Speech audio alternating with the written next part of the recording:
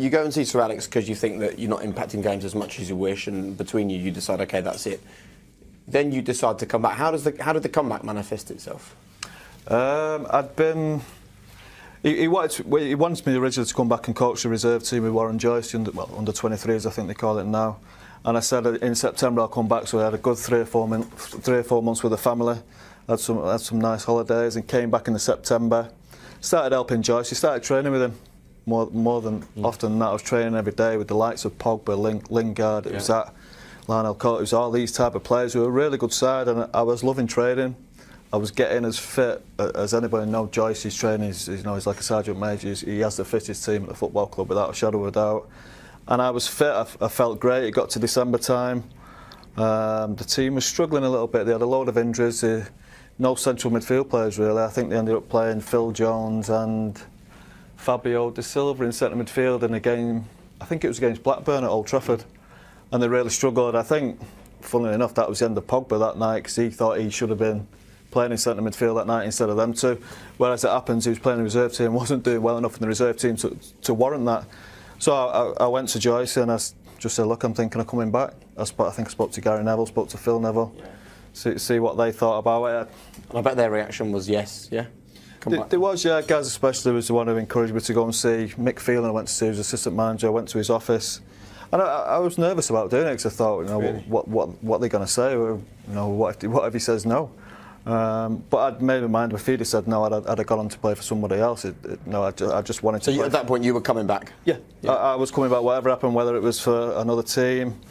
Also, I didn't want to play for another team, obviously. I obviously wanted to play for United, so I went to see Mick, and Mick thought it was a great idea. Sir Alex?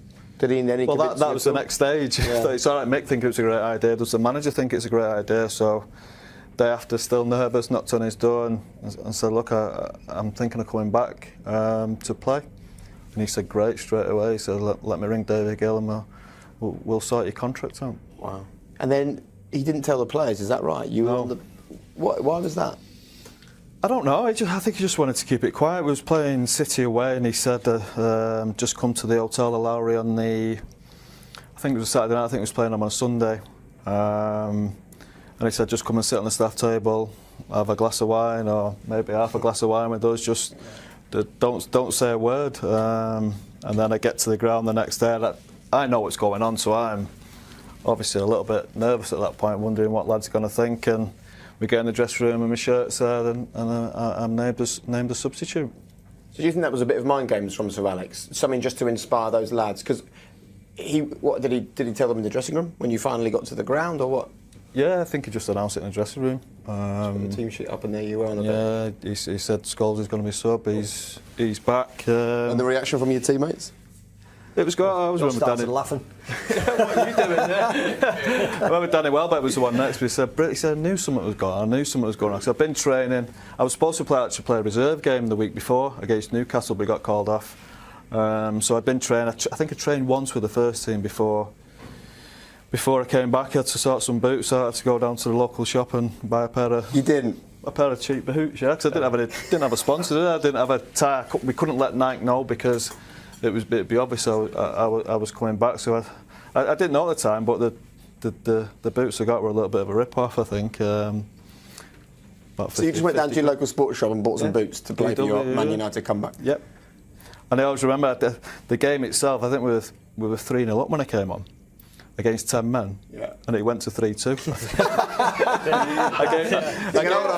I gave the first goal away, and I thought, what am I doing? I remember David Platt was...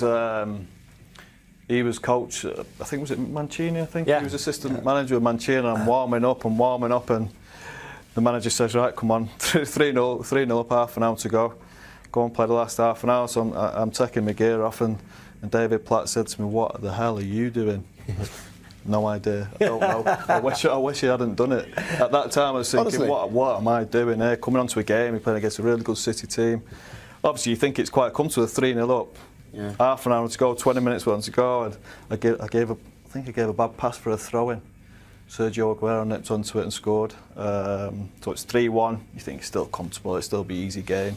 Then they score again, and you're panicking and thinking, what have I just done? And then from then, that season was great.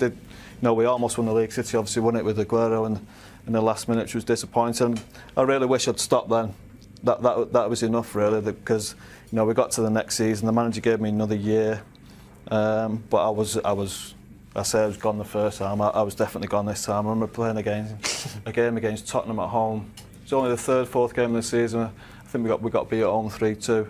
I played all right in possession, but I remember Dembele just cruising past me. Gareth Bale, I know they cruise past people, but I just think I was watching, thinking I can't do this anymore, and just got through the season. I wanted to retire again very early that season, but I just thought it looked stupid. It'd been a bit embarrassing. I had to try and stay around and just try and help the team when I could.